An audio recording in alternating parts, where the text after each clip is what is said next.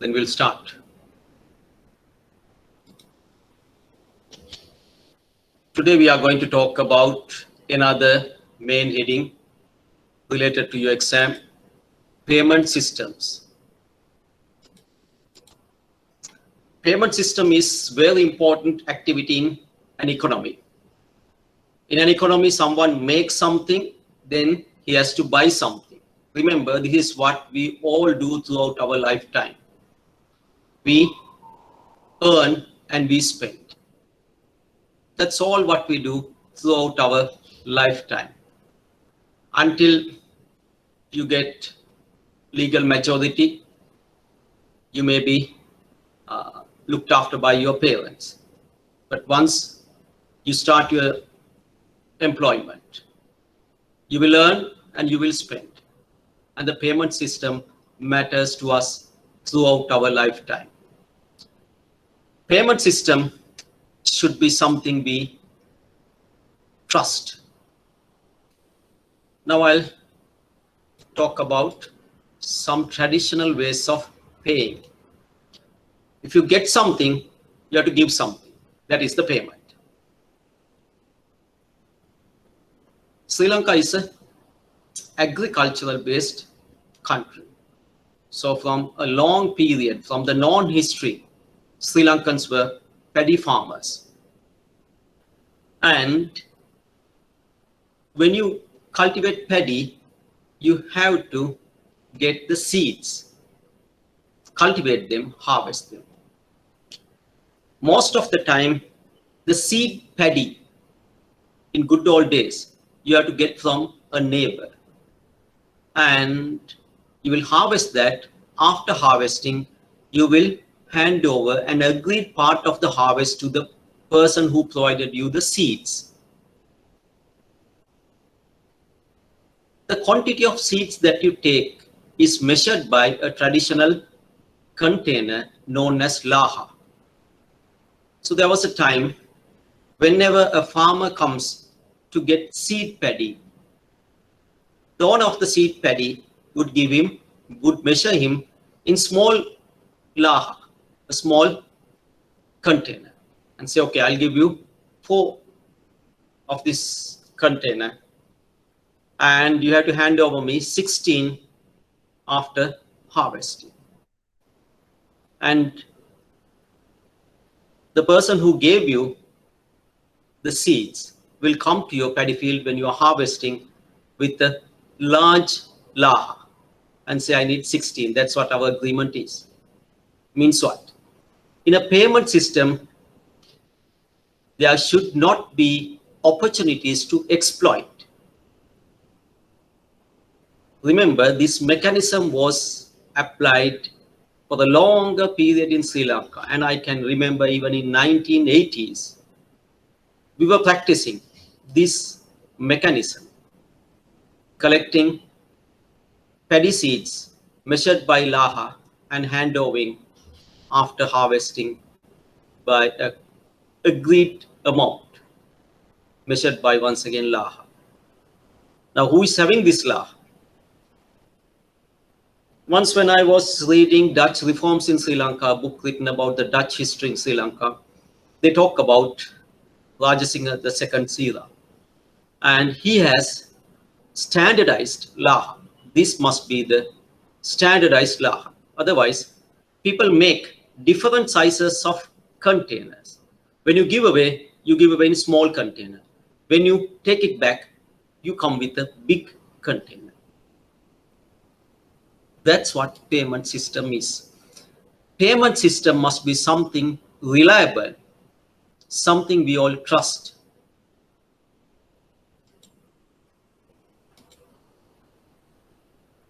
Before money was created, we used to do our transactions through a system known as bartering system. I know you have heard about bartering system, so I will not go into much detail on bartering system. But even in 1980s or even in the beginning of 1990s, Sri Lankan paddy cultivation, heavily dependent on a system known as atkamprame. That means a farmer will provide his labor free to another farmer. That farmer will provide his labor free to the other farmer. Collectively, they will all get together and cultivate in a paddy field. That's a mechanism of exchanging. I exchange my labor and you exchange your labor in return to me. So collectively, we all can get involved in harvesting, cultivation. This is one example of bartering system that has been in practice without an interruption for a longer period. But later on, the coolie system or the hiring of labor came. Thereafter, you are not getting the labor free, but you have to pay for the labor. And by now, that is widely practiced throughout Sri Lanka. The reason is it's very easy, it's convenient. The bartering system was convenient earlier instead of becoming self-sufficient. A farmer will not be able to cultivate or do all the activities in his large acreage. He needs support from many other people. Those days, instead of paying, he would get it free. And in return, he has to give his labor to another farmer. Bartering system is known as I produce my maximum and give away the excess and get my deficit from another person who is having that, what I find deficit as excess. So the bartering system continued like that. Not only products, but also services were bartered, as I showed you with the paddy fields example. In a movie called Apocalypto, a set of people living in a tribe get the permission to access a road by giving fish to another tribe. Means what? Not only goods, not only services, even activities like obtaining permission were bartered. Today we will pay money to do all these activities. When you get into highway, you have to pay money. The same was done in Apocalypto by giving away fish, a bartering system. Bartering system had a lot of drawbacks as well. And I need not to explain again and again on bartering system. I know you have learned that on somewhere. And it's very difficult to document your activities in a bartering system. Therefore, people moved out of bartering system and they were interested in finding another useful system. So came commodity money. Last week, I think I talked a little bit on commodity money. Yeah. Now, commodity money means anything that you can use for some other purpose while using it as a medium of exchange. Yes, last week we talked about gold, pawning. Then I mentioned about commodity money. I said gold is considered as a commodity money as well. Commodity money is a means of payment made out of precious metals such as gold or silver or any other valuable commodities. It has been prevailing medium of exchange in most societies since classical times up to around 200 years ago. So you can see 1878, they were using these metal-based commodity money.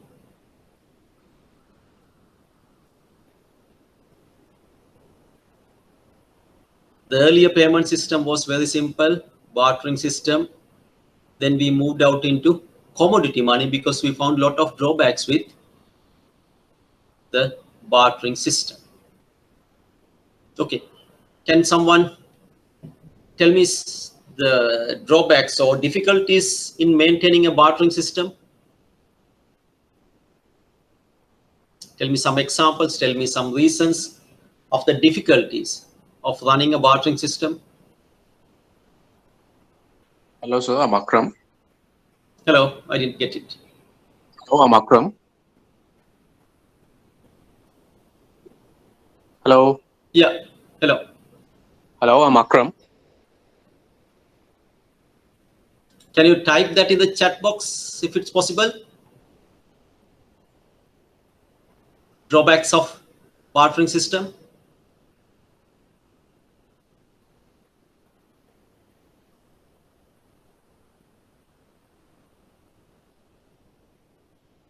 Yeah, finding a suitable person to exchange the goods. Yes.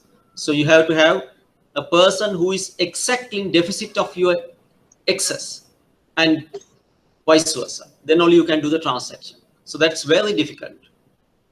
Remember, there is a book written by David Graeber, and the book is titled Debt, the First 5,000 Years. He said, even though we talk too much on bartering system, throughout known history, man was using commodity money. Okay, so there were no standard payment, indivisible of value. Yes, so you know all these reasons, and the bartering system failed. Therefore, we went into commodity money. Right, commodity money, we had some drawbacks as well. Okay, take, if you have access to coins, especially the coins printed maybe 5 years ago. In recent ones, I have not seen this, but in most of the coins, you have these ridges printed outside the coin. Why do you have these ridges? Why do you have these ridges printed outside, outer corner of this coin?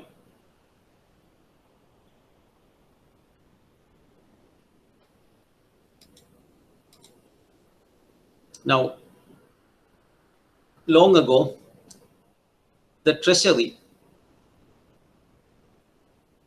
okay, right. So storage is another, yeah. So that's on bartering system, right. Now, why do you have these ridges for coins? Can anyone think and tell me a reason? Most of the coins that were minted, you will find this ridge, except the very few recent coins I find in Sri Lanka. In almost all the coins, you will find these ridges. Why? Tell me a reason why do you, now this is one drawback of the commodity money.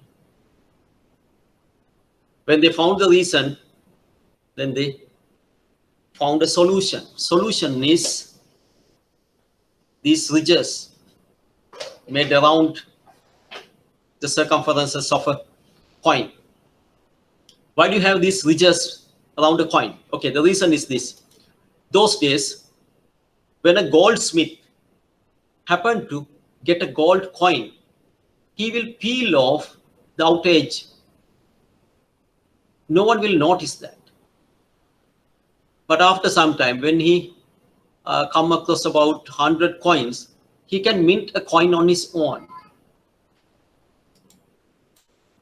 He can mint a coin on his own, and that increased money supply.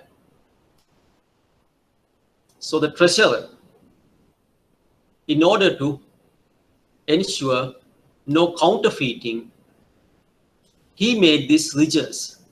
So whenever you peel it, you can see the coin is peeled. To protect that, they started making ridges around coins, and that practice was there until now. Okay, so we can see the evolution of payment mechanism. First, nothing. You have to be very self-sufficient. Remember, self-sufficient means you have to limit your needs and wants. Economically, you are limiting your ability to grow. That's what self-sufficiency makes you. Then people moved into other mechanisms, and they naturally happen to do transactions. In order to ensure transactions, first we tried bartering system. There were a lot of drawbacks of bartering system, which you mentioned here. Amount of measuring the goods, finding a suitable person to exchange, no standard payments, indivisible of value. Then how do you store them? So there were a lot of difficulties. Then you moved out into commodity money. Commodity money also evolved. There were issues and you tried to sort them out.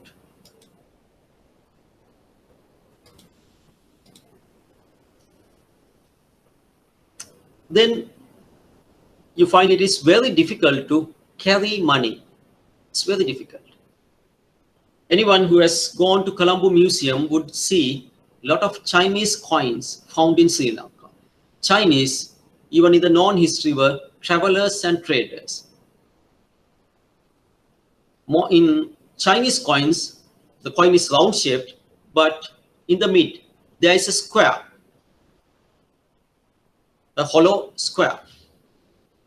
Okay, a square shaped mid. When you mint a coin, a square shaped piece from the mid part is removed. Why?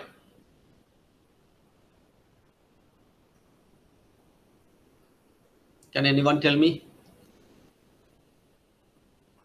Chinese coins, Chinese were traders who were traveling throughout the world. In Chinese coins, the coin is like any other coin.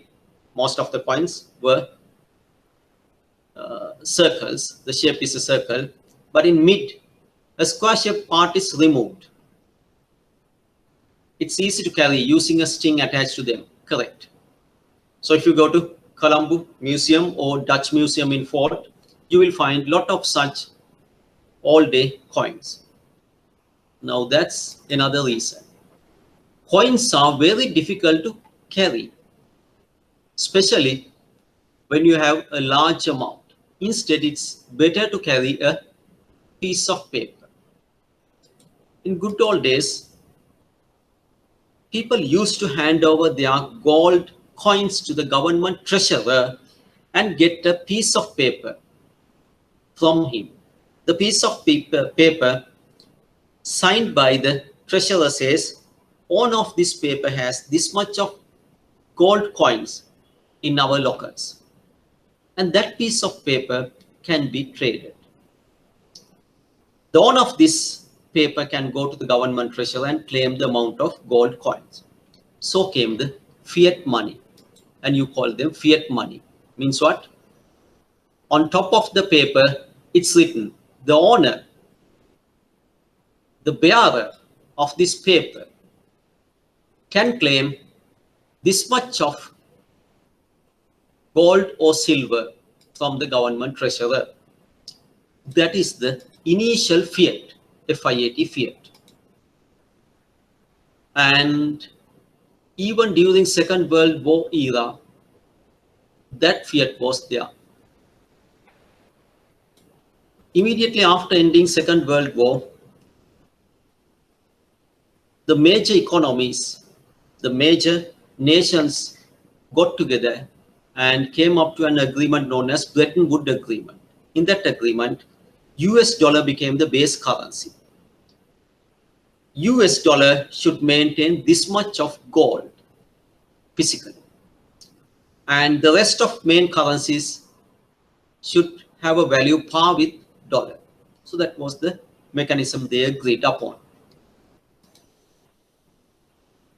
But even by 1968, the last year of US silver standard, up to 1968, the US dollar carried a statement. The bearer of this note can claim silver in payable against the dollar value. There was a note printed like that until 1968. Means what? Until 1968, even the fiat money was backed by a commodity. So it was a small transformation from commodity to fiat, commodity to paper.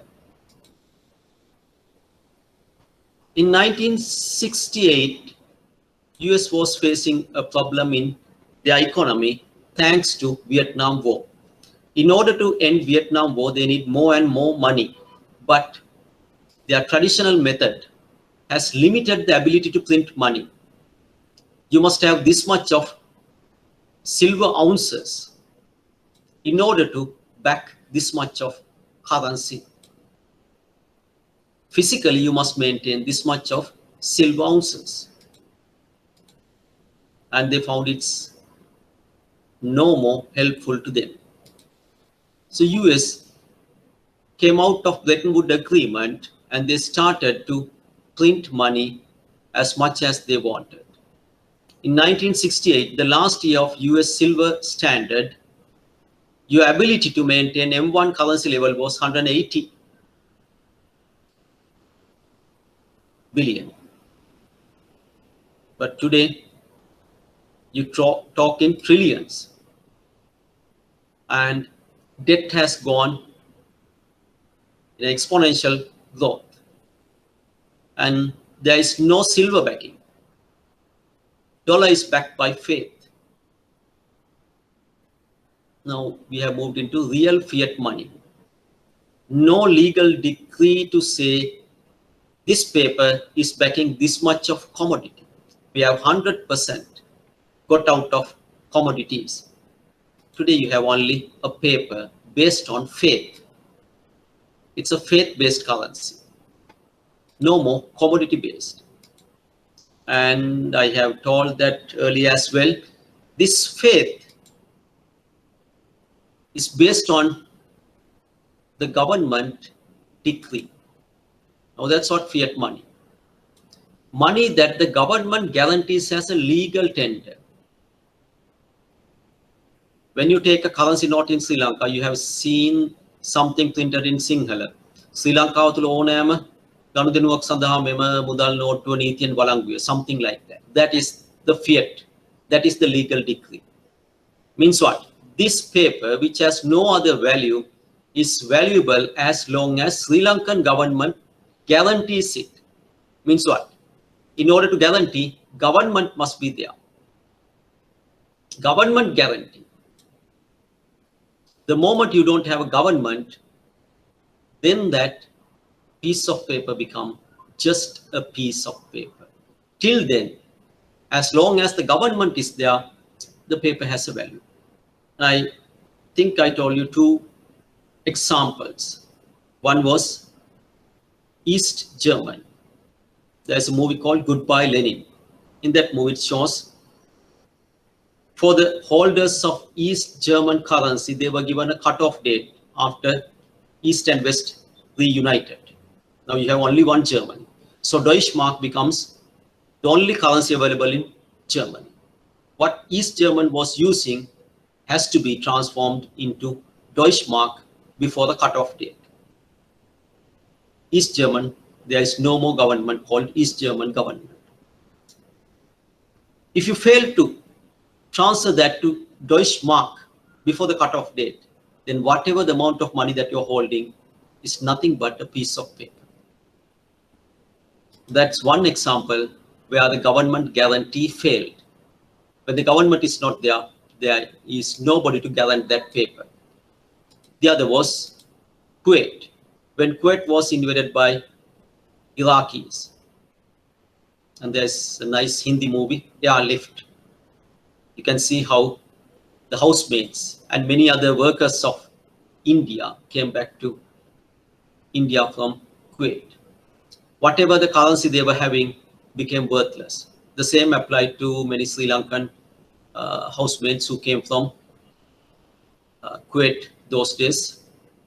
Whatever the currency they were carrying, Kuwait dinar, has no value. No one is ready to transfer that into any other currency. So the fiat money is valid as long as the government guarantees there. Government guarantees the legal tender, and that applies as long as the government is there.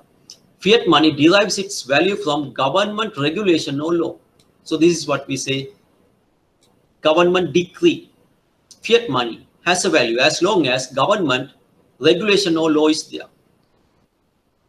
Fiat money, it has no intrinsic worth what it is printed on is worthless.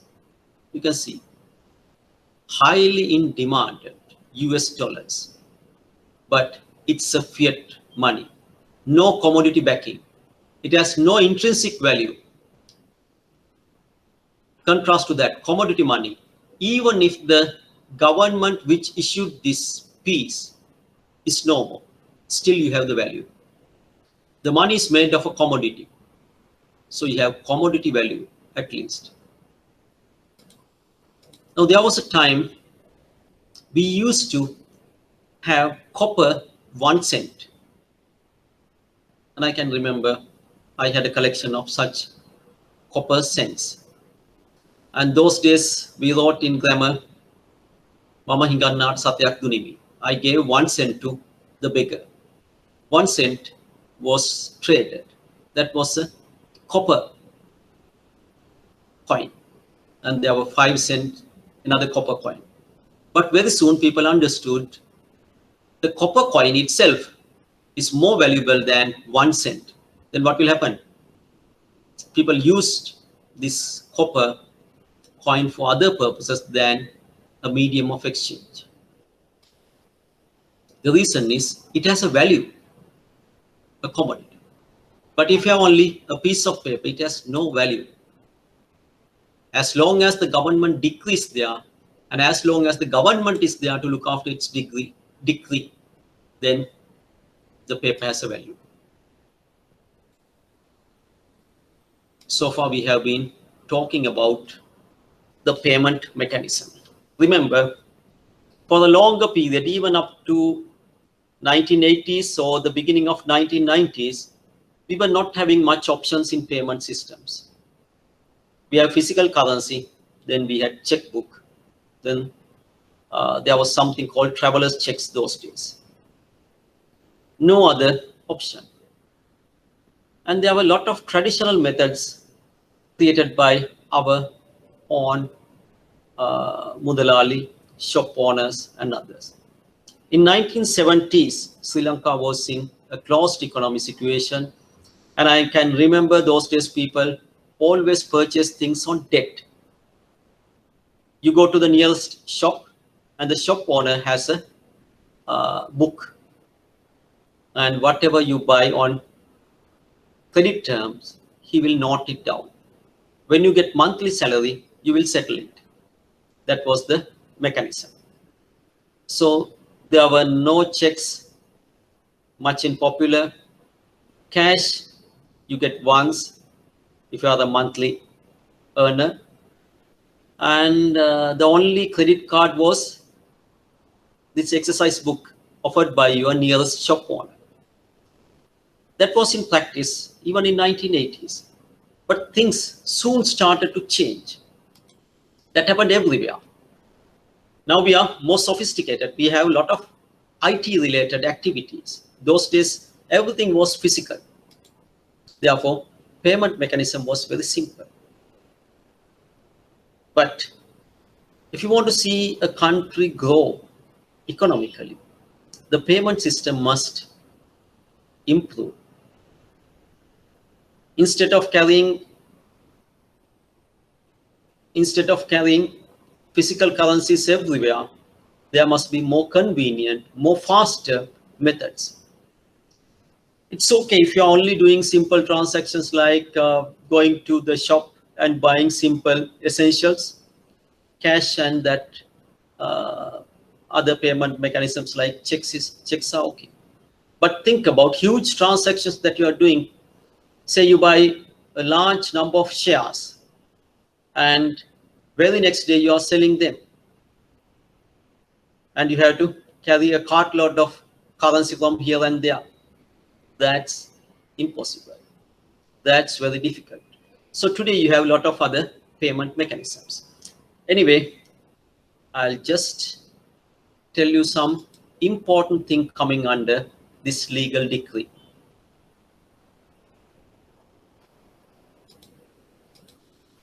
Okay, so if you take any currency note, you have this legal decree.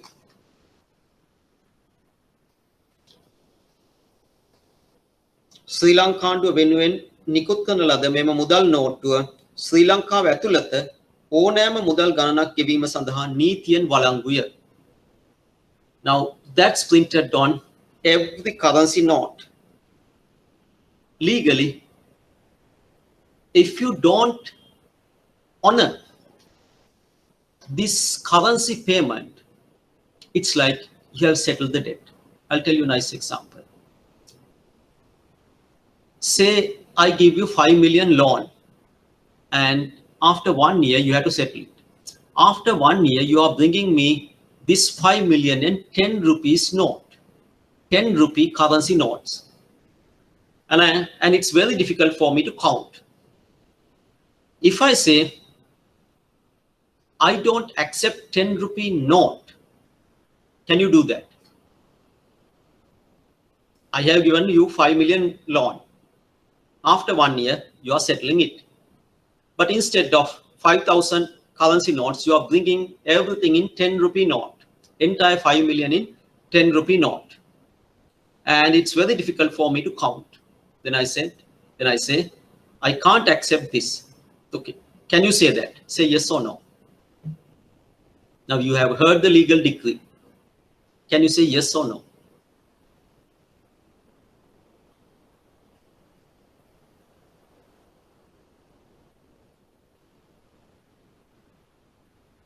No. Why? The legal decree says Sri Lankanduwa තුළ ඕනෑම මුදලක් වෙනුවෙන් වළංගුය. Means what? That 10 rupee note is valid even to pay in billions. There's a nice example. Samsung, the Korean manufacturer of mobile phones, used to copy everything from Apple. So if you take the smartphone, maybe Apple or Samsung, almost the same in shape. It's not square. Corners were cut off. Then how you swipe? This side, that side. Okay. No buttons. Unknown to Samsung, who is the copier, the original Apple has got patent right for everything, even to the shape. It's not a square. The corners were cut off, rounded. That itself has a patent. You swipe to this side, Apple has got a patent. So everything, Apple has got a patent which Samsung copied. So there was a court case against Samsung by Apple. Samsung failed, and Samsung had to pay in millions. One day Apple found trucks of coins coming into Apple's premises, and you have to accept that. And so this is the legal decree. Right, now we are moving out to today's exam related part.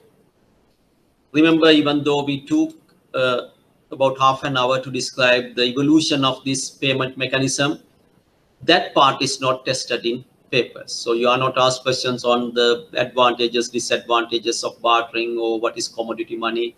No such questions were asked, not about legal decree, nothing. So what we discuss from here onwards is directly exam related.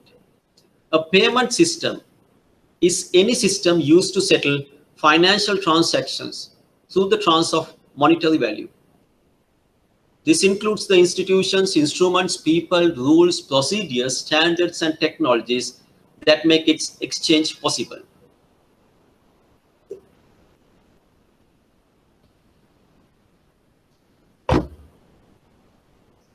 Now that's what payment system. So you must read, understand, and if you asked what is meant by payment system, you must have a ready-made answer. So the payment system is any system that is used to settle transactions. So how do you settle the transaction? By transferring monetary value. And everything included in this payment mechanism. So it can be instruments. What are these instruments? The papers, currency notes, credit cards, debit cards, slips, RTGS, instruments. People, okay. People and the institutions, okay. So you have Lanka Pay, Lanka Securities, VPay. Then you have Western Union, Okay. Then you have Amex, Visa, Masters, so all these are institutions. People, you have rules, procedures, standards, technologies. So everything discussed about payment mechanism fall into payment system. Accepted modes of payments in Sri Lanka. Payment via cash, non-cash payments. So you have only two mechanisms accepted as a payment mechanism. Either you pay by cash or non-cash. So for your exam purpose, remember these things very clearly. Payment system, what is that? What are the payment modes accepted in Sri Lanka? The questions seems to be difficult, but not the answers. Answers are very simple. So the answers are payments made by cash, payments made by other means than cash. So what are these other means? Once again, that is divided into two: document-based, electronic-based. Document-based. Now we have a piece of paper in your hand to prove you did the transaction. Checks, money orders, bills of exchange, promissory notes, these are documents. In today's context, lot of transactions are carried without any evidence, and this is why in your ATM machine there is an option: do you want a receipt? Okay, so most people print yes, get the printout, put into dustbin. Okay, so we were used to have documents, but we know documents are not needed as long as the transaction is completed. That is electronic payment. Direct credit or debit transfers, credit cards, debit cards, prepaid cards, etc. So all this falls into electronic method because you don't have any piece of paper involved.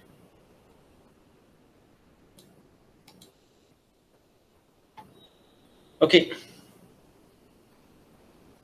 Now many traditional people still believe in seeing a piece of paper. They need share certificates. When I talked about share market recently to someone and said this is one of the best time to buy, he asked me about share certificates.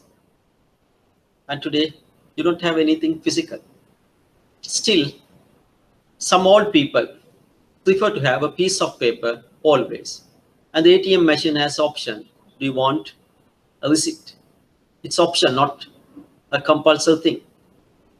But what you do, there's a dustbin nearby and put into that. Means what? We all are pretty cool with electronics. Yet, we prefer documents. Okay. Now, what are the payment modes available in Sri Lanka? There are two. Just tell me these two.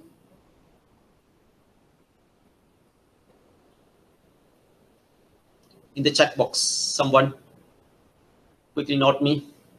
Two basic modes of transactions in Sri Lanka. Number one, number two. Cash and non-cash. Very good. As simple as that. Non-cash can be divided into two. What are they? Non-cash payments can be divided into two. What is that? Documents and electronic. Very good. Very simple. This is how you must study. And you need not to worry much in the last weeks. You need not to take much study leave and do your studies just 1 week ahead of exam, as long as you can practice and learn simple things. Okay, service providers of payment systems. Now, who can provide these payment systems? Number one, licensed commercial banks. Number two, LSPs, licensed specialized banks. Number three, LFCs, licensed finance companies. Number four, an operator who provided cellular mobile telephone services under the authority of a license issued in terms of the Sri Lanka Telecommunications Act, number 25 of 1991 as amended. Okay. Last week, I talked to you about an act. Last week, pawning. Tell me, what is the Pawning Act? I said you must remember. Can someone just type me the Pawning Act? What is the number and the year? That's all. Name of the act, number and the year.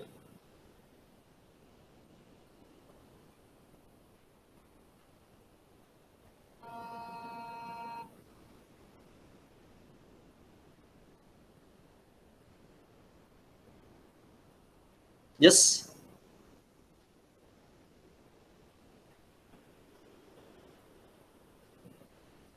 Okay, so you are preparing to take much time at the latter part of, yeah, very good, very good. Number 13 of 1942, and that's Pawning Ordinance. Very good. So you must remember what you are doing in that week. It's very simple. Then you can take another act, take another act. So your answers will be very clear. You're always citing the references. Number 13 of 1942 Act, and as per that, these are the offenses that can be done by the pawner or the pawnee. Okay, right, good. Now we are talking about service providers. You have LCBs, you have LSBs, you have LFCs, all were regulated, all are regulated by CBSL. And there is another guy who has nothing to do with central bank. That's mobile phone service providers. So they were governed by another act. You need not to remember that. Okay. Anyway, they are not part of us. They are totally alien to us. They are mobile service providers like Dialog, Mobitel, Hutch. Okay. Then number 5. Now these are the payment service providers. A company registered under the Companies Act number 7 of 2007 having an unimpaired capital of at least 150 million or such other amount determined by CBSL other than a company limited by guarantee, an offshore company or overseas company with the meaning of the Companies Act. Okay, now the question is, who can provide you payment systems? So you have 5 parties. Who are they? LCBs, LSBs, LFCs, mobile service providers, and a company registered under Companies Act of Sri Lanka. Now this act you can remember easily, number 7 of 2007 Companies Act. So any other company that is registered under Company Act. Payments and settlement systems. Various systems for making online and offline payments and settlements of such payments such as checks, real-time gross settlements, SWIFTs, slips or Sri Lanka interbank payment systems, and cards. Okay, so various of methods covered under settlement system. Efficient payment and free of hassle of use of cash, reduce transaction cost and improve the efficiency and the speed of economic transactions, reduce the increase of printing currency. Okay. The second part you can easily remember, and whenever you ask, okay, what are the advantages of using credit cards? This is the answer. Hassle, free of hassle of using cash. Number 1. Number 2, reduce transaction cost. Number 3, improve efficiency. Number 4, reduce the usage of printed currency.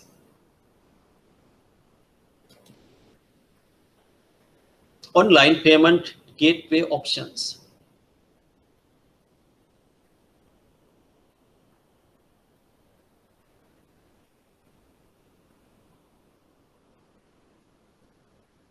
Okay, so there are many payment gateway options.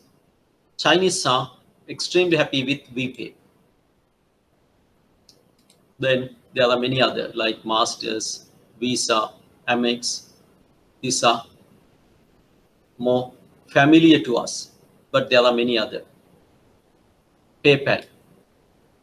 Still CBSL is discussing with PayPal on its application in Sri Lanka. Payment cards. Payment card is a device that enables its owner to make a payment by electronic fund transfer. The most common types of payment cards are credit cards and debit cards. Payment cards are usually plastic cards with an embossed card number. Most commonly, a payment card is electronically linked to an account or accounts belonging to the card holder. Now, these are the possible questions.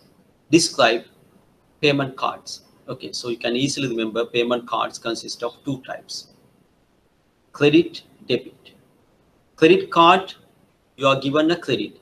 Debit card linked to your existing account, and you can do transactions only up to the maximum availability of account balance. And the benefits of having these card payments, then you can say it's free of hassle of using currency. Then the transactions can be done electronically, online. Then the rest of things which I said earlier can be mentioned. So what are they? Improve the efficiencies and speed and the economic value, reduce the usage of printed currency, that can be mentioned again. Most commonly a payment card is electronically linked to account or accounts belonging to the card holder. So activity diagram, very simple. You go and do a transactions, cash or card. Okay, now I'll tell you a very popular quote of Warren Buffett. Warren Buffett is a non-brilliant investor. But I would say you need not to by heart each and every word of him and say that is the onlyest truth in the world. Last week when we were talking about gold, I showed you his statements on gold. He is not at all considering gold as an investment mode. But I showed you many instances where gold was one of the best options. Even now, it has shown its value again. So that's one. Okay. Now, Warren Buffett has said, if you want to be rich and if you have a credit card, take the credit card out, take a piece of scissor, cut it, put into the dustbin, and never use a credit card. Okay. Now, today, you are not the old people. Most of you, I think almost all of you are very young people. Do you believe in that? Do you think credit card will make you poor? Say yes or no, very simple. Do you think credit card will make you poor? Whatever you say, you can justify with one or two sentences.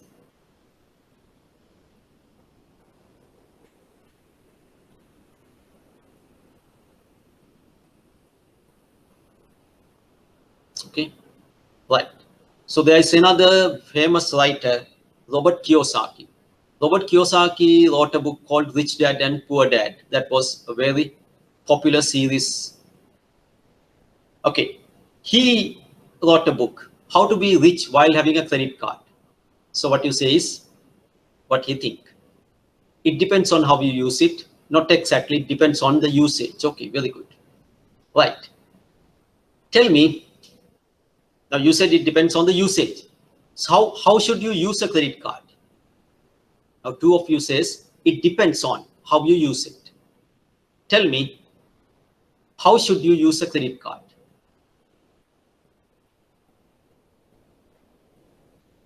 How should you use a credit card?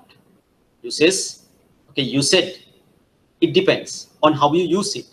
Now I'm asking you, how should you use it?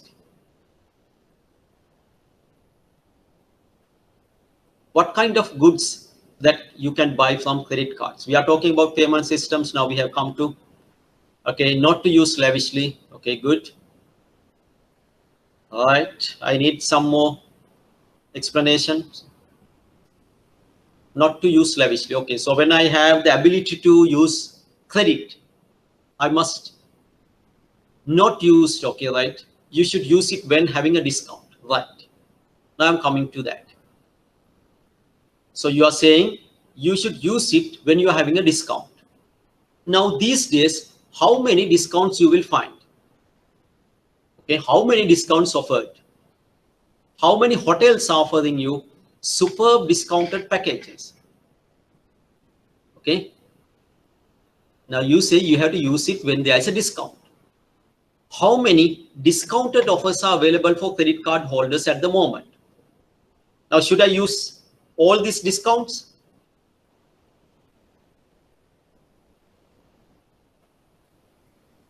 No, I should not use all these discounts. Then what should I use?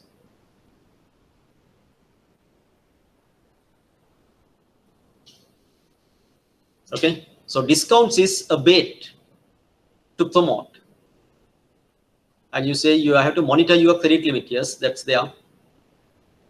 But even within the credit limit, I may fall into a credit trap. Okay, now I agree with you. Credit card, need to use credit card according to the credit ability of the individual. Very good. Should use when most appropriate. Okay, very good. Right. So you have to use a credit card according to the credit ability of the individual. Right. Now, if I argue the credit card offerer has evaluated my credit ability and has offered me this card, and I'm giving 1 million credit limit. So should I use the 1 million within one month, where my salary is just 200,000? No. Right. Okay. Anyway, Robert Kiyosaki said, how to be rich while having a credit card. Warren Buffett said, if you want to be rich and if you have a credit card, take a piece of scissor, cut it off and put into dustbin. Two different arguments. But I also agree, credit card is a mode of payment and you have to use it as a mode of payment. Credit cards are extremely useful. Okay. Now we come to the first slide. Motives of holding money. What are the motives of holding money? Transaction motive. That is, I'm using currency for medium of exchange. Precautionary motive. If something happens to me, what should I do? I must have a rainy day fund. Precautionary motive. Speculative motive. All of a sudden, when Corona case appears, stock markets everywhere crash down. If you have cash, that was the best time to buy. Then you must have another set of cash lying to wait, parked to wait to make a profit out of buying shares. Speculative motive.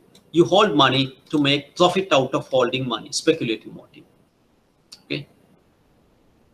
When you have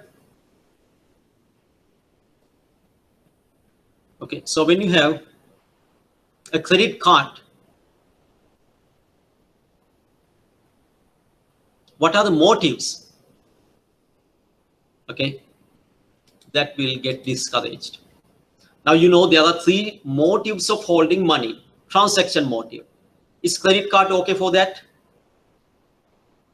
Transaction motive. Is credit card okay for that? Say yes or no. Yes. Yes.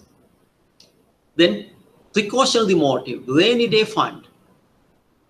I must keep aside a specific amount of money in case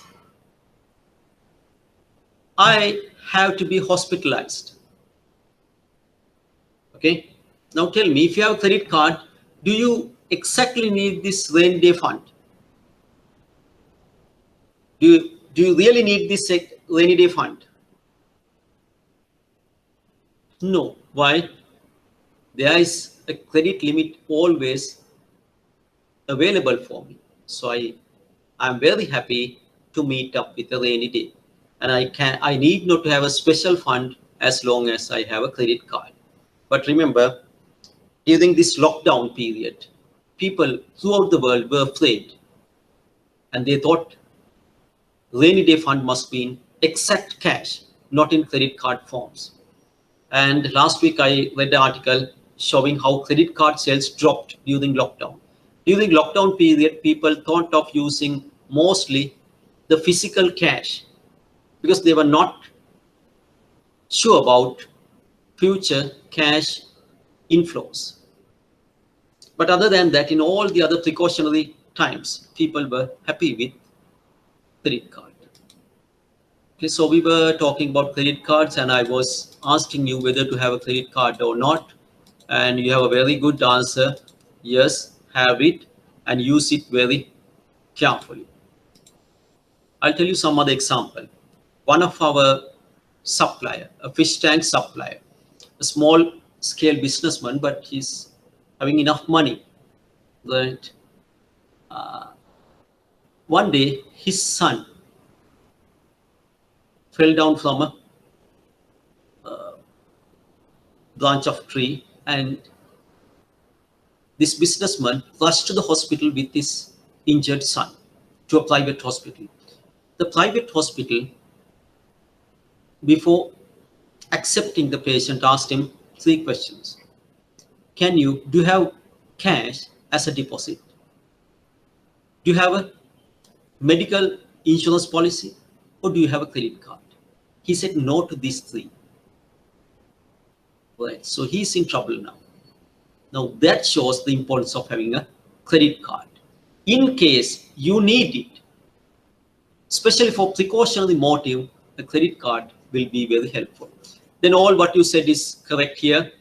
You have to use it very carefully, and you have to look at the discounts. Yes, sometimes you'll find it's always better to pay by a credit card as long as you get a discount. But mind you, it's on credit, so you have to settle. Then the credit card company will offer you more higher credit limit, looking at your trustworthiness. And they will even offer you more advantaged personal loans with lower interest, because your risk is very low with their evaluation on your payback history. Okay, so we are moving into credit cards. Whether you have cash or not, if you have cash, is that enough? Then deal with cash, or else you will use the card. These accounts may be deposited accounts or loan or credit accounts, and the card is a mean of authenticating the card holder. So that's on the credit or debit card. However, stored value cards are cards that store money on the card itself. So there are smart cards that store the monetary value. Offers customers more security, convenience, flexibility, and control than any other payment method. They enable online payments and saves administrative costs. So these are the advantages of using card payments. They are offering you security, they are offering you convenience, flexibility, and control, and they enable you online payments. Okay, online payments. So when you have credit cards or debit cards, you can easily do online transactions. Charge cards. Remember, the first part which we discussed about bartering system, the evolution of payments mechanism is not directly linking to your exams. But what we are discussing now are directly related to your exam. So we talked about two modes of payments. One is cash based, the other is non-cash. Non-cash, document based, and electronic based. Now we are moving into cards. Under cards, you have charge cards and credit cards and debit cards. Charge card means a payment card which involves line of credit granted by the issuer to the holder, where the credit utilized by the holder must be settled fully on or before a date specified by the issuer without any extended credit. So it's not repeatedly doing transactions. Do the transaction, settle it fully before moving into another transaction. So you call it charge cards, like the top-up cards. Credit card. Credit card means a payment card which involves a line of credit granted by the issuer to the card holder, where the credit utilized can be settled in full, or in part on or before a specified date. The issuer may charge interest or other charges on any amount not settled on the specified date. So charged cards, you cannot repeatedly do transactions without completely settling one. But for credit cards, you can do any number of transactions, and as long as you can make the minimum payment, you can do more transactions. So you have to be very careful with credit cards. Some people make a trap out of credit cards. They buy whatever they see. Whenever you get a discount note, you think, that's what I must do. I must grab this discount. And most of these products are not related to us. So Warren Buffett used to say, if you buy things which are not essential to you today, one day you will have to sell your essential things in order to meet day-to-day living expenses. Okay. So whenever you have a credit card, you can buy anything. But what are you buying? Number one, remember, credit card is a personal loan mechanism. You are not going to buy capital goods out of credit cards. Say you get a credit value of 1 million and you can buy a three-wheeler out of your credit card. But instead, if you have applied for a vehicle loan, the interest rate would be very low than the credit card amount. So credit cards are meant for consumer credit, whereas for capital goods, there are many other options available. And I have seen many people use a housing loan, and instead of applying the second stage of the housing loan, they buy some other essential things like tiles and bathroom fittings out of credit cards. And they pay huge interest rate over a longer period. So you must be very mindful. Consumer consumption, consumer expenditure is covered by credit cards. Capital goods, you have other methods of financial products, project loans, housing loans, mortgage loans. Credit card is not that. Credit card risk is high, therefore they charge a very higher interest rate, no mortgage at all. But mortgaged products, credit risk becomes less and they charge less. I have seen many people who do not understand the importance as well as the danger of having a credit card get into a debt trap and find it very difficult to get out of this trap. Remember, trap is something you can easily get in but hardly get out. So never make your credit card a trap for you.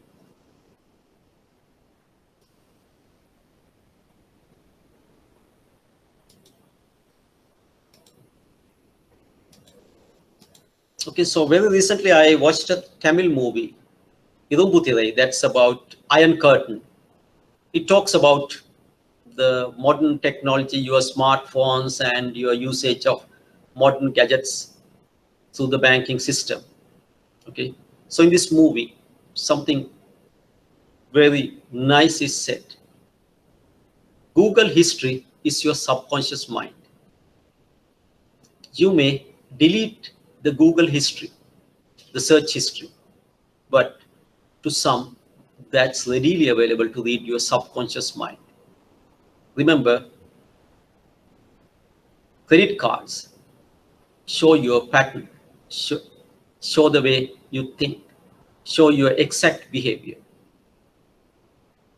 Okay, so you have to be very mindful of your lifestyle. The advertisers know how to attract you. They will offer a lot of discounts, and they know how to sell the products. So when you have a credit card, if you do not know how your mind acts, you will definitely fall into a trap, a credit trap. At the same time, I have seen on certain newspaper articles, even sponsored articles by these banks, they show how to use a credit card, how to use a credit card properly. Even the credit card offering banks write such articles. Read them. Never ever fall into a trap of credit cards. Okay, now we move into another electronic fund transfer. First read it.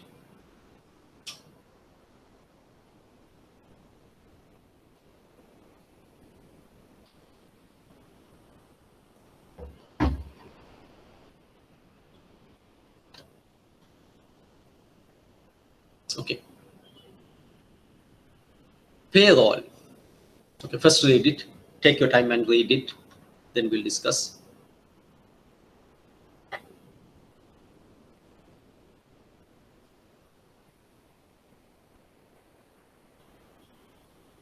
Electronic fund transfer of money is a form of one bank account to another. either within a single financial institution or across multiple institutions via computer-based systems without direct intervention of bank staff or any paper money changing hands. One of the most widely used electronic fund transfer programs is direct deposit, in which payroll is deposited straight into an employee's bank account. Okay, not so long ago, the salaries were paid in cash and each employee is given an envelope. Inside the envelope, you have the cash you received. But today, it's very simple. No staff intervention. Sharp on your salary date, you will get a SMS alert. That's all. So things have been so easy with electronic fund transfers, EFTs. Money from one bank, from one account to another. It's very simple. Least physical intervention. No direct intervention of bank staff or any paper. No physical money changing from hand to hand, but the transaction takes place. Electronic fund transfer also include any transfer of funds initiated through an electronic terminal, including credit cards, ATM point of sales transactions. Okay, so electronic fund transfers can be from any electronic terminal that includes credit cards, ATM point of sale transactions. Benefits of electronic fund transfer improve safety and security of payment, quick settlement, reduced administrative cost, increased efficiency, simplified bookkeeping. Think about salary. If you have 4,000 employees, how many envelopes, how many hours taken to insert all these currency notes and coins into these envelopes? Taking a record of it, handing over, getting signatures. What a complex task. But today, not even you have to sign and say, I received my salary. It's in your account. You get SMS alert. That's all. Very simple. Okay, so you must be able to tell the advantages of electronic fund transfers. Safe, secured, quick, less cost, increased efficiency, simplified bookkeeping. Okay. So if you ask what are the benefits of electronic fund transfers, then you must be able to quickly say them. Safety, security, quick, less cost, increased efficiency, simplified bookkeeping. Okay. Now remember these payment mechanisms slowly, initially, but all of a sudden, in a very fast track, changed our way of doing transactions. I can remember one person who was farming and was also doing a monthly job, monthly salaried job. Got his with his assistant, with his another farmer, went to take money. By that time, Sampath Bank has introduced ATM machines, and we were enjoying the very first ATM machines in Sri Lanka. And this educated person who is also farming directly went to this ATM machine with his fellow farmer, inserted the card, and quickly the machine gave him money. He took them back. His fellow farmer knew nothing about ATM machines those days. He knew only the machine that give you money is jackpot machine. Those days there was a gambling machine called jackpot machine, and that was installed in every town by that time. That was Ranasinga Premdasa Sila. And the fellow farmer said, this guy is such a brilliant gambler.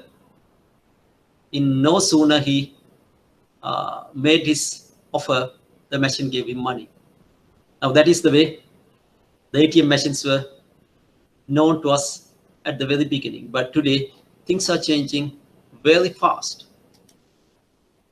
The first mobile cash related advertisement we can remember shows Analkali Akalsha, the actress.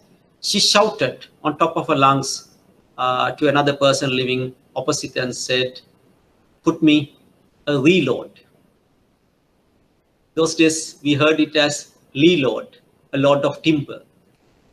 And today, this mobile cache is not at all an alien thing for even the simplest villager. Mobile cache is an innovative way to transfer money securely via mobile number. Okay. Now I said who are the parties involved in payment systems. The first three licensed are regulated by central bank. Okay, so who are the parties that involve in payment systems? The first three regulated by central bank, and they very good. LCB, LSB, LFC. That's the first three. Okay, tell me the other two.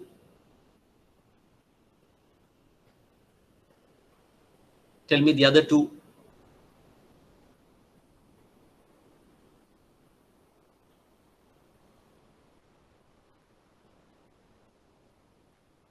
The first three is very simple. Licensed.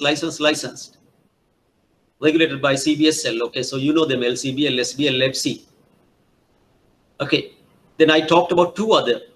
Who are they? Mobile operators, companies registered under Companies Act. Very good. Mobile operators. Now, for the very first time, we started to see advertisements by mobile phone service providers and ending authorized by CBSL. Now they are into payment mechanism. The received money can be withdrawn from any ATM, with or without ATM card, credit into an account, or used to top up a debit card. Can also be transferred to any account via mobile phone. Okay. Throughout the world, remember, the payment systems, other than cash, is initially grabbed by the people who are involved in illegal or some kind of unethical businesses. Right? Now, initially, okay, so the initial, other than the bartering system, physically we meet, physically I give the cash and I get the product. As simple as that. Then you had this postal paying system, money orders. You know, there were a lot of unethical products sold in Sri Lanka. By this, they put advertisement in classified small font ads and say, we have these products. Send us by postal order this much and we'll send it. Okay. By now, mobile cash is used by such people. But it does not mean these payment new methods are bad.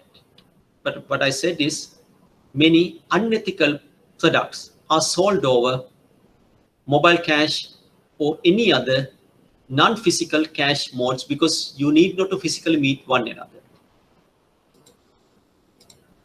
Okay. So payment systems has evolved to such an extent, today you don't see the physical cash or the person who is handing over you the cash. Mobile cash has become so popular because it's very simple. With or without ATM machine, ATM card, you can withdraw money. It can be top up. It can be transferred to your account or even to your mobile phone. This unique service can be available even if you don't have a bank account. It enables you to perform a wide array of financial transactions using your mobile phone anytime, anywhere. It enables you to have a cash account in your mobile phone, which you can top up and carry out a range of cash transactions direct from your mobile phone. You can also withdraw money from your mobile account. It's the cheapest way to transact with cash. Yes. I'll tell you some examples where these non-cash transaction method used to sell some crazy products. Now, one person who was interested in martial arts saw a very nice nunchuck.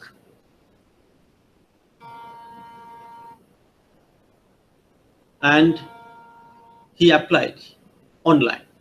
He paid the due amount in dollar terms using his credit card. Now he's waiting to see his nunchuck. And after about 3-4 weeks, by post, he received a toy plastic nunchuck, which you can never use for martial arts, maybe a small kid's gift, right? And I have seen in many Facebook related, okay, this is what I ordered, this is what I got, right? So that is one problem with doing transactions without seeing the product and without seeing the seller and without seeing the physical cash. But there are many other good things happening as well. Okay? So be mindful that there is a probability of getting cheated, but it does not see as a major weakness. So you have to be very mindful, but the world is moving forward. So we are talking about mobile cash. Now we come to another heading, common ATM switch. Okay. Networking. There are many services that comes to us as a result of a wide network. Think about electricity. Electricity comes us to through wires, so a wide network. Think about railway road. That's a very wide network. Think about the water that comes for us to drink. A piped wire, a piped network. It is said when you have a network infrastructure already laid down, it is very difficult to another supplier to offer the same product. Okay? Now think that electricity board is providing us electricity and you have this established network of lamp posts and wire. If another person again start to have separate lamp posts, separate wires, and start charging electric meters, he will find it very difficult. So the new entrants will find it very difficult to get into network related business. Think about water, the same. Think about railway. Think about a private company is trying to have another railroads, another railway. That's very difficult. This is why you get some kind of monopoly with networks. ATM machines is a network.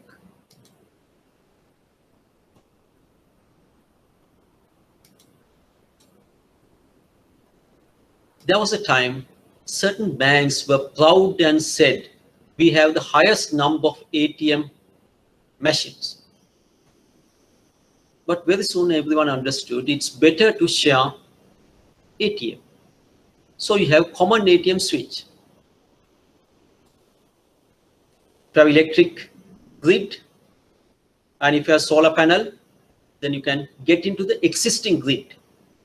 That is the best thing. Instead of having another lamp post and another wiring, which will add only cost. The same way, when you have already laid down ATM network, you can commonly share it. This system connects ATM networks of several banks, allowing for account holders of all these banks to check account balance and do the transactions from any ATM in the network between these banks. Customers can access common ATMs spread island-wide to carry out their transactions with utmost convenience at nominal charge.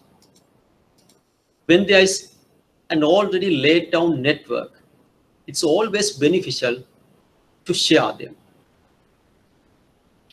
Now, if you want to have different railroads, then the land acreage of this country is not enough. The moment you have a well-laid network, better you share. That's beneficial for everyone. By now, we are moving into this common ATM switch.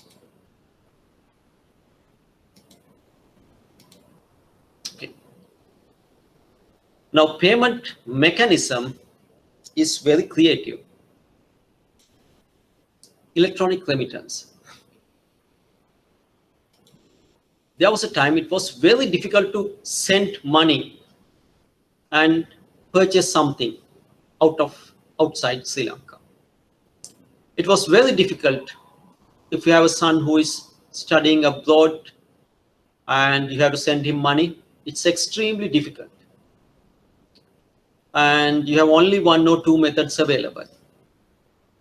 But today, electronic remittance has made it extremely easy to do transactions without considering physical boundaries of countries. An internet-based instant money transfer facility. Okay, read it.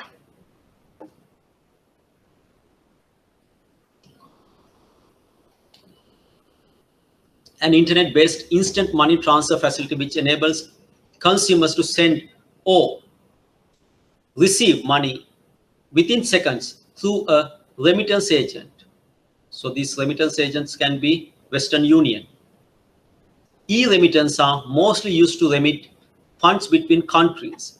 Speed, flexibility, protection of privacy, security, etc. are the main advantages of this system. Okay, so easily remember the same advantages: speed, flexibility, protection of privacy, security.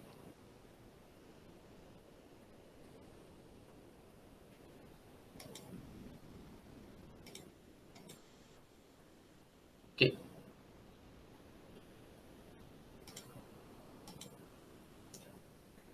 Now, when it is difficult to send money across the boundaries of nations, you will find a lot of illegal methods booming up.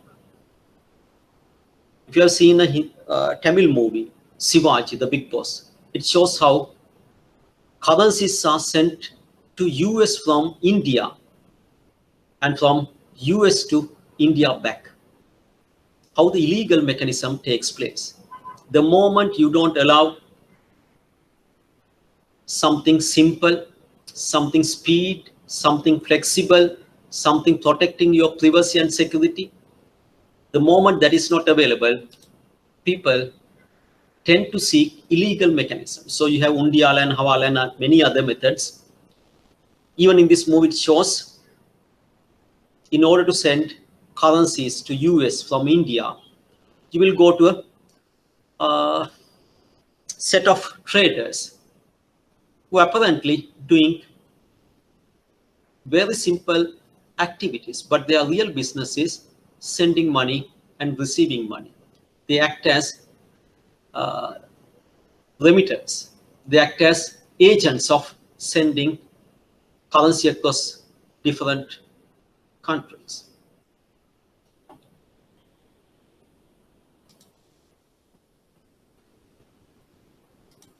Money changes.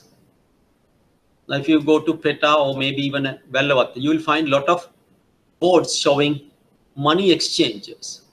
A money change is a person or an organization whose business is to exchange of coins or currency of one country for that of another. Okay, so when you go to a country, you will use that country's currency. So when you go to Thailand, you will use Thai baht. When you go to Malaysia, you will use ringgit. And when you go to Singapore, you will use Singapore dollar. So different countries have different currencies. And sometimes you may have to exchange. Suppose you are moving from this country to that country. You cannot use Sri Lankan rupees in that currency. Therefore, you need money changers.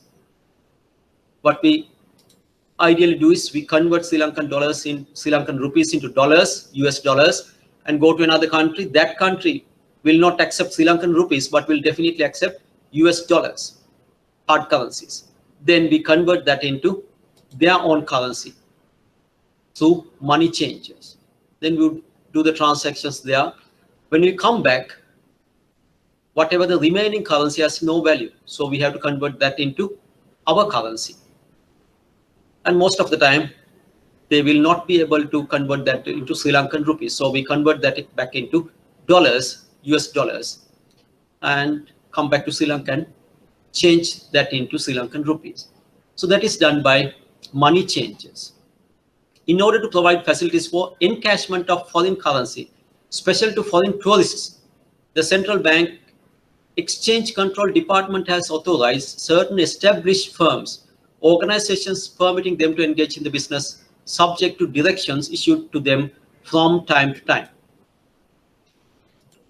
Okay, so there are money changes. When you go to Valot, you will find different names. When you enter into PETA, you will find a lot of different money changes, maybe 10, 20 money changes. When you go to areas where tourists flock around, like Hikkadur, you will find a lot of money changes.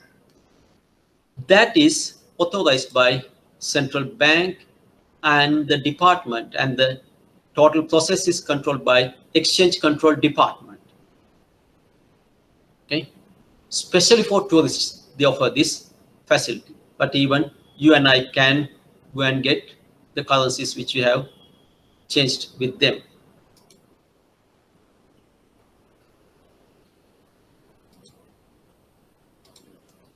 Remember, currency changing also a profitable business. You buy at one value, sell at another value, and there is a spread in between. Then we are moving into another area, scriptless securities settlement system. Scriptless securities settlement system, providing liquidity facility to banks whenever they require it in real-time gross settlement. Okay. First read it. It also supports bookkeeping of securities and holding for all banks, including government bonds, notes, and so-called participation papers. The system is working closely with real-time gross settlements to bring maximum financial stability. Okay. Scriptless securities settlement system. Scriptless, no papers at all. Today, we do huge transactions without a single paper involved. Suppose I'm buying shares. I'm just ticking a button. I'm just pressing a button, buy button. That's all. Then I'll buy someone else's offer, maybe a huge amount. And I don't get anything physical. In good old days, on the back side of a share certificate, the bearer's name is written and converted. No, nothing. No registration. Scriptless. Investor risks associated with holding and trading of papers-based securities will be totally eliminated under the scriptless securities settlement system. Now, good old days, when I buy shares for the very first time, I'll be offered a share certificate by the company. Then I am the holder of this share. When I sell it, I have to sell this physical paper. And the person who purchased the paper from me will hold it and sell it to another. So day trading will be extremely impossible. Within a day, the same share is traded again and again. That seems to be extremely difficult because of this barrier, transferring of physical things, physical papers. But scriptless securities settlement system, it has made investing so fast. The investor will also not have to undergo the hassle of dealing with physical certificates of securities. Okay.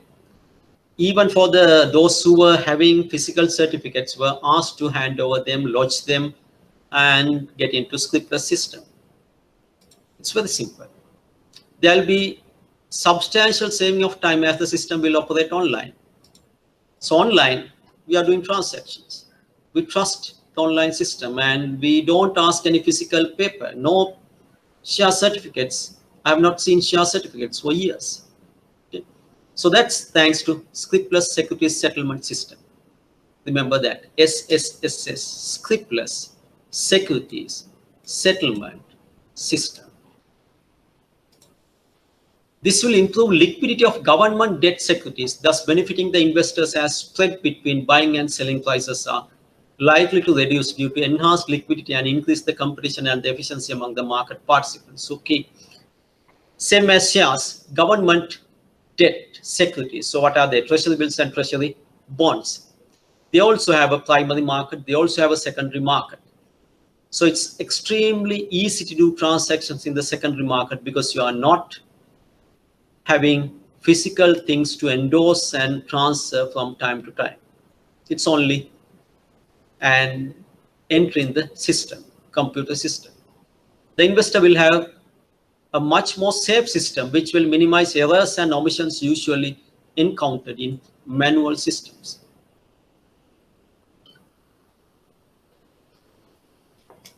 Okay, so the investors will have very safe system.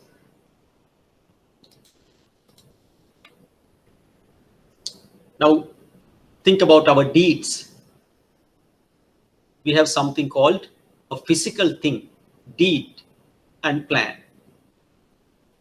And there was Pattiru, right?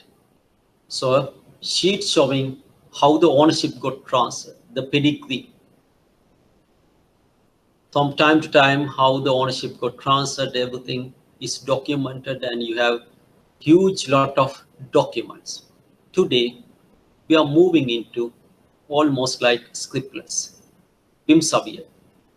So in a satellite picture, everything is perfectly inserted and you get, even now, you don't get a number, just a piece of paper. Unlike those days, you have a lot of pages attached. Now, one simple paper saying Vimsavia. We are moving even in deeds slowly, not exactly scriptless, but seems we are moving into that. The same was there with share certificates. You have a physical thing and somebody has to register it, and the new trader, new owner should be entered, the previous owner should be deleted, and the system should continue. But thanks to internet, thanks to our computerized systems, we don't want even to look at a piece of paper. Our ownership is shown in the system. That's enough. Investors will get so safe, so there will be minimized errors in the computerized system than the manual system. Since the records of transactions and holdings are maintained electronically in a centralized database, Lanka Secure, with the hot backup, the risk of loss of information due to technical failure is minimum. Okay. Now we have a problem, hackers. Remember, there were a lot of efforts try to remove the physical currencies like bitcoins. There were a lot of efforts, PayPal. Okay. But the problem people still face is hackers. Okay. Now the movie which I said, the Iron Curtain, the Tamil movie, that also shows about how to get rid of hackers. Now that problem we are not worried because we believe there is a backup that will definitely protect the data. So we are not much worried about losing database. So we are not worried on that because the transaction record database had a reliable backup mechanism, and that's done by Lanka Secure. Investors can verify their position of holding of securities in the system at any point of time through the facility called browser workstation available with participants of the system. A participant can access his own account and the account of his clients. Okay. Now something you must be careful. Today, there are many offers coming and saying, there are platforms saying that we are running a platform and you give us money, we will buy American shares, Nasdaq, or Bombay, or maybe German, stock exchange listed companies shares on behalf of you. And they come up with so many attractive, fantastic information. Now, someone told me Netflix was the best performing company during the lockdown and how the share price moved up. Then Tesla, how the share is going up, 300% gain. How the commodity oil price is going up. And they're asking us to put our money into these. And they show us a computerized system. Now there's a problem. In Sri Lanka, we know all these, and we know the registered number of stockbrokers. We know the primary dealers. We can get a list, and we know they are the only people who can act on behalf of us. Here comes a lot of nice names offering you nice platforms like lightforex.com or so many other nice names. But after putting money, you will see, even through your mobile phone, you can see how the transactions taking place, and you put a sell order or buy order, and one day you will find your entire wealth vanish. There is no such website anymore. Now that happens. Okay? So this is why we have these perfectly developed infrastructure like Lanka Secure. A participant can easily see how his wealth is performing. SLIPS, Sri Lanka Interbank Payment System. Sri Lanka Interbank, okay, first you read it.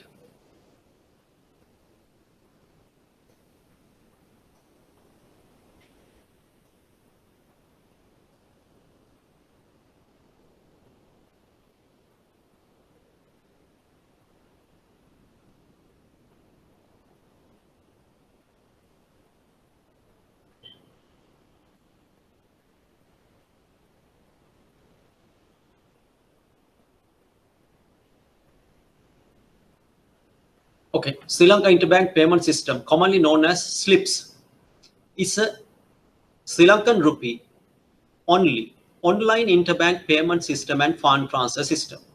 SLIPS is owned by Lanka Clear. Now, who owns Lanka Clear? That's owned by CBSL and all licensed commercial banks, with 47.19% of shares held by CBSL and state-owned commercial banks, and 52.8% of the ownership belongs to private banks.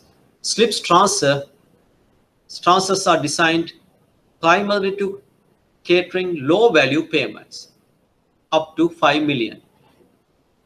So the values are low value. That means up to 5 million. Sri Lanka Interbank Payment System, SLIPS, is a same-day electronic fund transfer facility operated by Lanka Clear. SLIPS is popularly used for periodic or bulk payments such as standing order,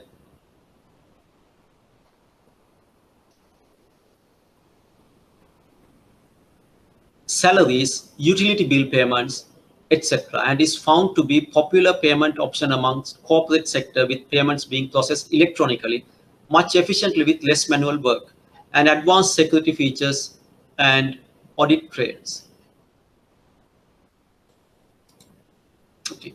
Now there was a time, if I invest in Colombo Stock Exchange,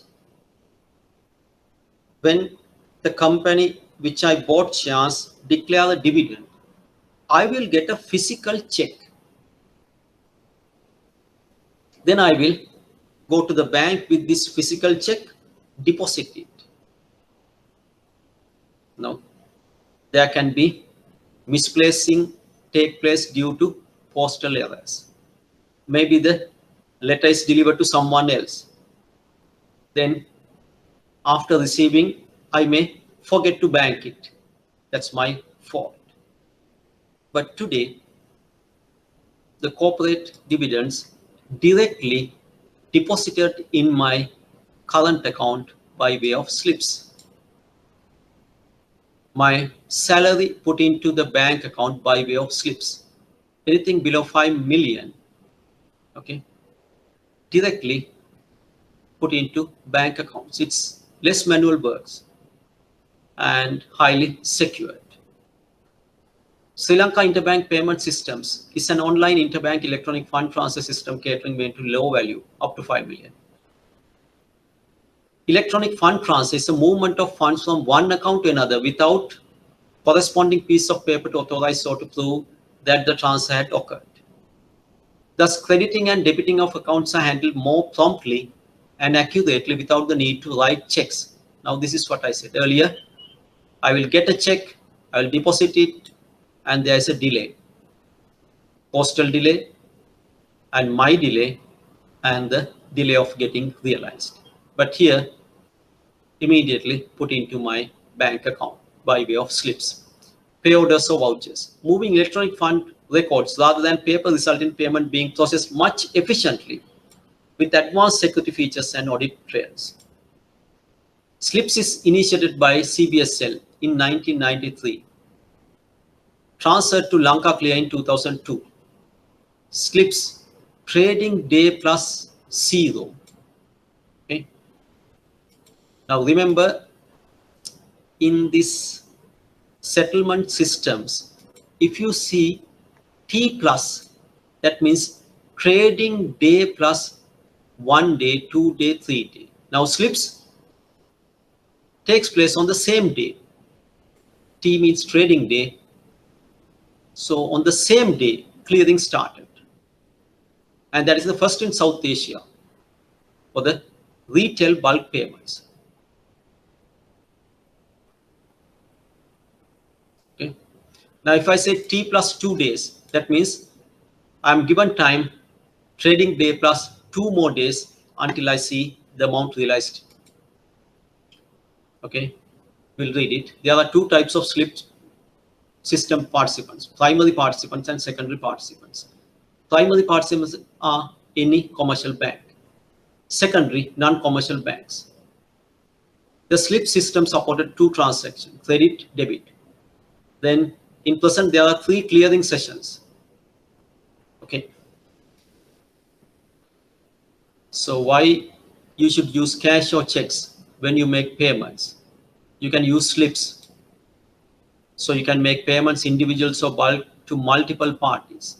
So for the company, there may be about 4,000 shareholders and each is given different valued dividend, multiple.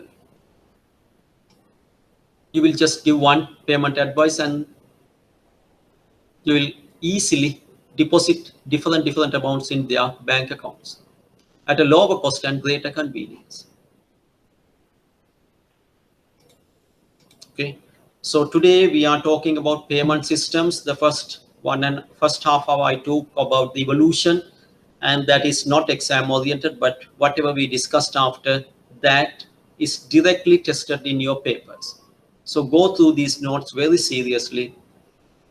And we talked about few things: credit cards, debit cards, charge cards, e-remittance, money exchanges, slips, scriptless security system.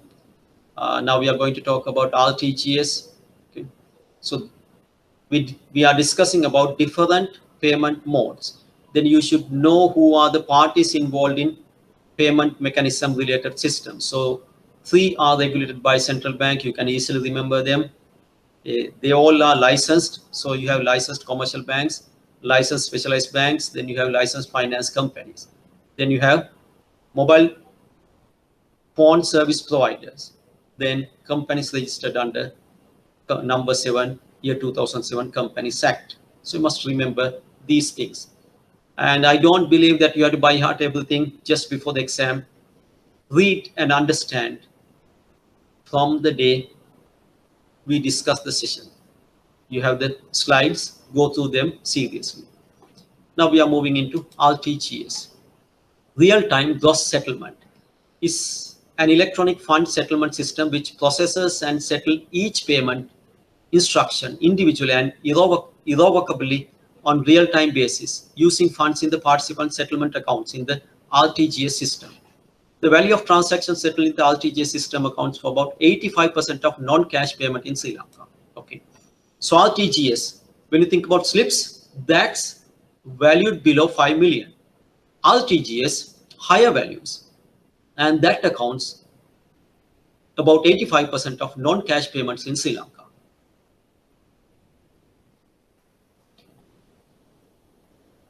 Read it. The majority of RTGS transactions are relating to transactions in the entire interbank called money market, government securities market. So 85% of non-cash belong to RTGS, where the value is more than 5 million. Open market operations, the rupee leg of transactions in the foreign exchange market. So we are continuing from the previous page. Urgent payments of customers and net obligations under the clearing systems operated by Lanka Clear. As a measure of mitigating the settlement risk, the CBSL provide intraday liquidity facility to participating licensed commercial banks and primary dealers free of charge against collateral of scripless securities in the Lanka Secure. Then remittance agents. Money can be sent to any person, to any bank account, to a mobile phone in minutes through a wide network of locations of these agents. Money sent you can be collected from closest agent, can be deposited in your account or received in the mobile wallet. The transfer of funds can be tracked online. So examples are Western Union and MoneyGram. The service provides quick and safe mode for transfer of funds within the country as well as across borders. So remittance agents, your example is MoneyGram and Western Union, then you must be able to describe what they are doing. Then SWIFT, Society for Worldwide Interbank Financial Telecommunications.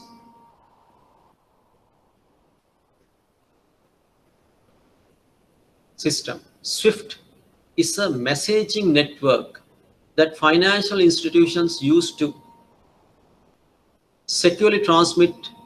Okay, please go to this slide.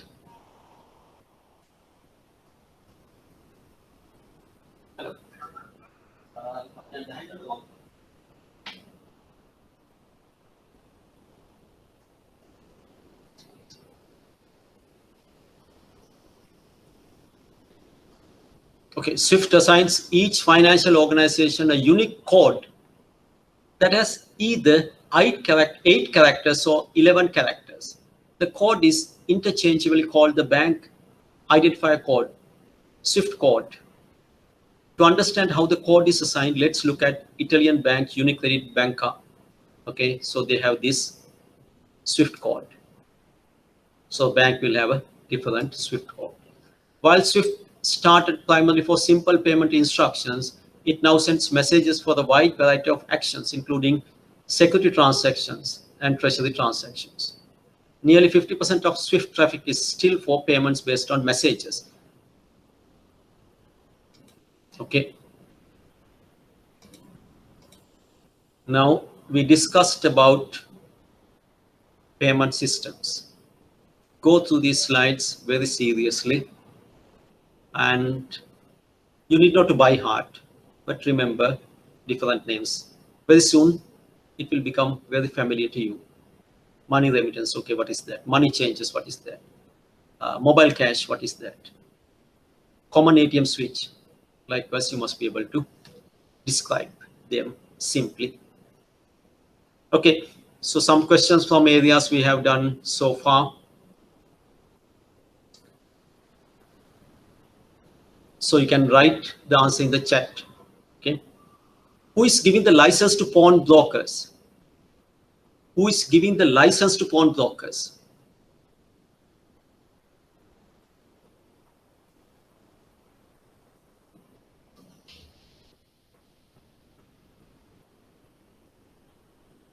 Who is giving the license to pawn brokers? Last week we discussed. Very good. Divisional Secretariat. Right. What are the offenses that a pawn broker can make? What are the offenses of a pawn broker?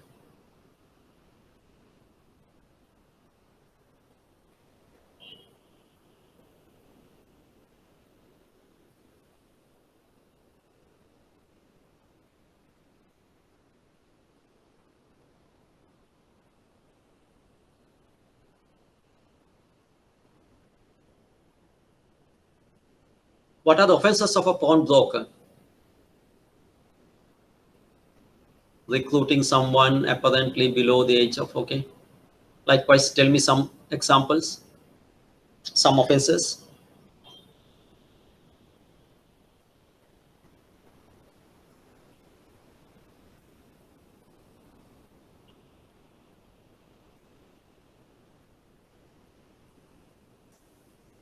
The offenses of a pawnbroker. Last week we discussed them.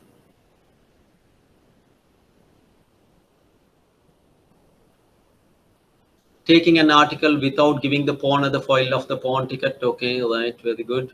Then disposing other than public auctioning. Then doing transactions with a person apparently to be below 21 years old. Okay, so likewise, remember that part. Okay.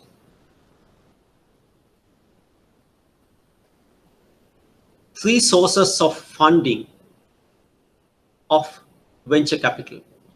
Three sources of funding to venture capital.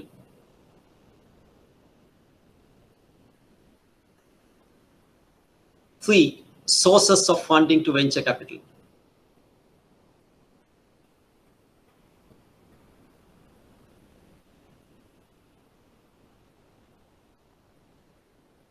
Angel investor is one.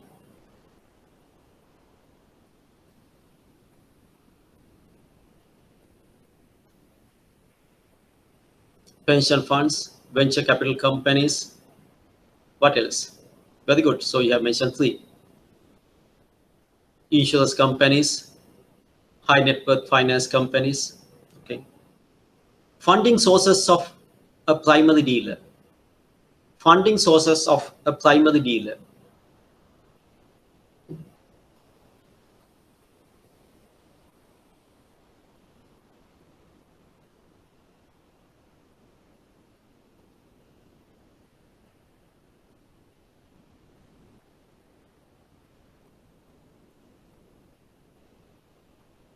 Equity capital is there.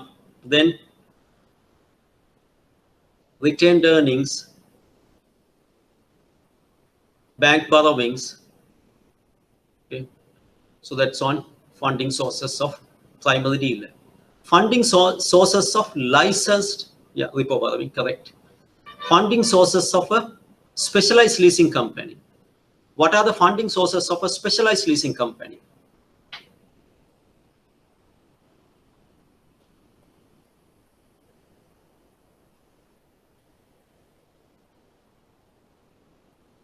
What are the funding sources of a specialized leasing company?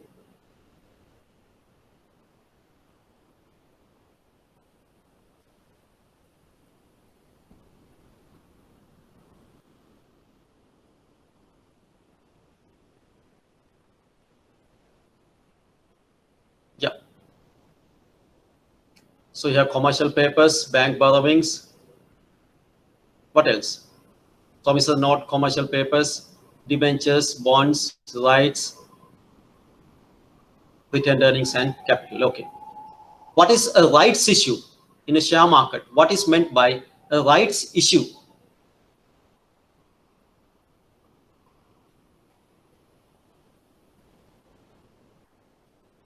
What is meant by a rights issue in a share market?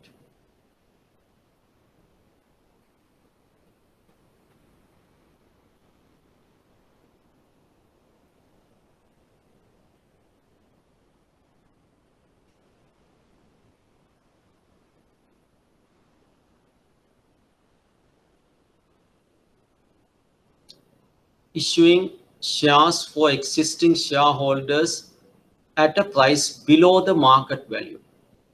Okay. So that is the rights issue. An issue of shares offered at a special price by a company to its existing shareholders in proportion to their holder of all the shares. Very good. That's a very comprehensive answer. Very good.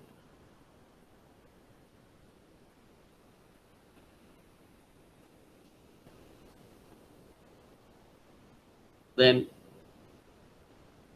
what is meant by margin facility for a shareholder? What is meant by margin facility offered to a shareholder? Margin.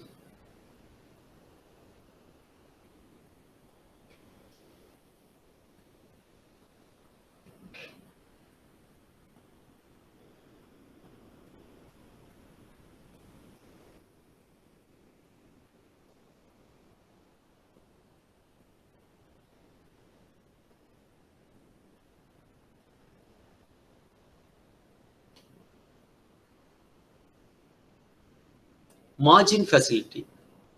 Margin trading.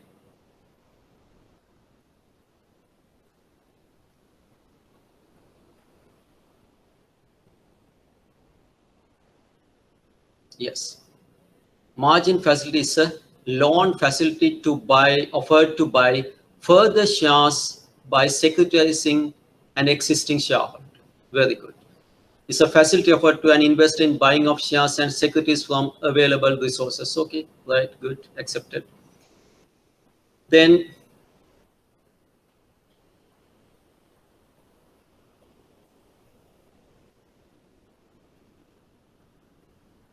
what are the general insurance products? General insurance products.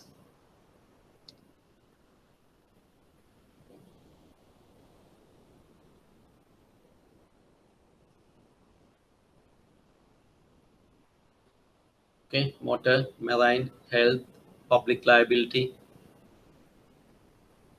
vehicle. Okay, right.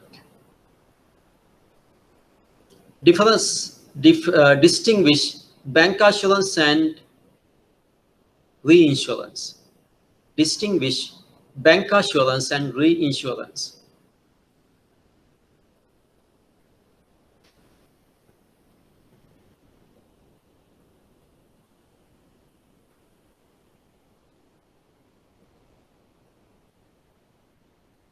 Yes. Reinsurance is the insurer getting insured. What is bank assurance?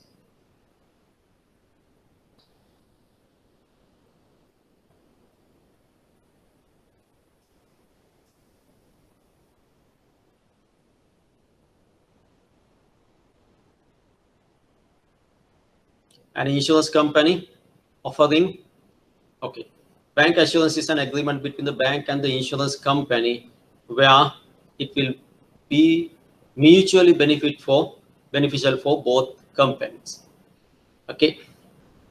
Right. So you have gone through the previous notes very good. And I'm happy with the way you answer. So far we have discussed different non-banking financial products. We started with venture capital, then insurance, stock brokering, then all the stock related areas.